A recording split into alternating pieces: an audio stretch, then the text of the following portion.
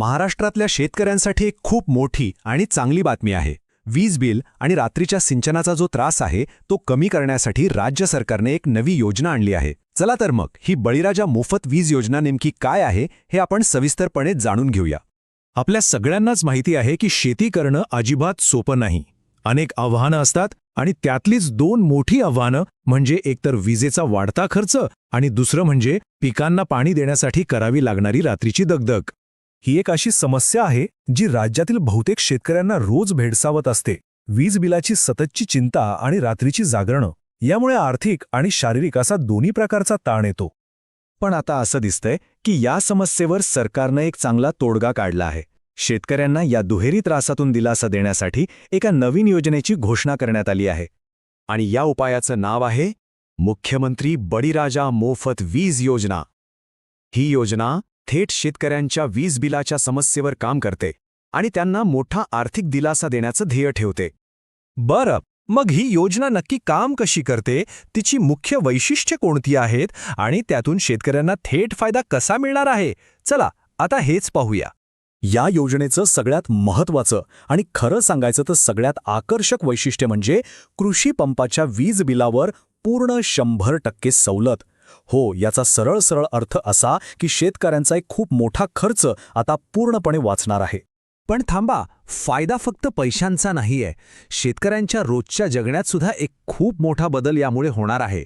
विचार करा, आता कृषी पंपांसाठी दिवसा वीज उपलब्ध होईल. म्हणजे पिकांना पाणी देण्यासाठी रात्री अपरात्री जागण्याची आणि शेतात जाण्याची दगदग आता थांबणार आहे.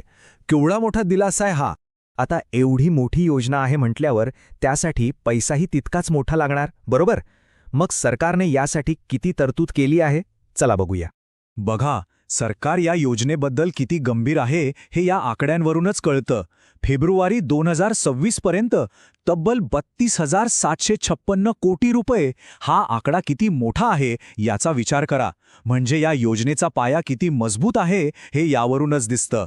आणि ही गोष्ट इथेच थांबत नाहीये. ही झाली आत्तापर्यंतची तरतूद. यापुढे म्हणजे 2026-27 या आर्थिक वर्षासाठी अजून 20,000 कोटी रुपये बाजूला काढून ठेवले आहेत. यातून हे स्पष्ट होतं की सरकारचा विचार तात्पुरता नाही तर दूरचा आहे. तर मग आता या सगळ्या घोषणा, ही वैशिष्ट्ये आणि हे मोठे मोठे आकडे या सगळ्याचा शेतकऱ्यांच्या आयुष्यावर प्रत्यक्ष परिणाम काय होणार आहे? चला जरा ते समजून घेऊया.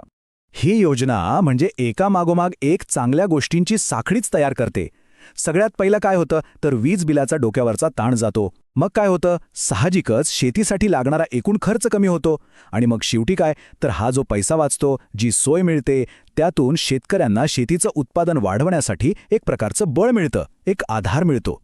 आणि खरं तर हेच या योजनेचं मूळ उद्दिष्ट आहे. हा फक्त एक सरकारी निर्णय नाहीये, तर राज्यातल्या लाखो शेतकरी कुटुंबांना एक भक्कम आर्थिक आधार देण्याचा हा एक प्रयत्न आहे, जेणेकरून त्यांच्या परिस्थितीत सुधारणा होईल.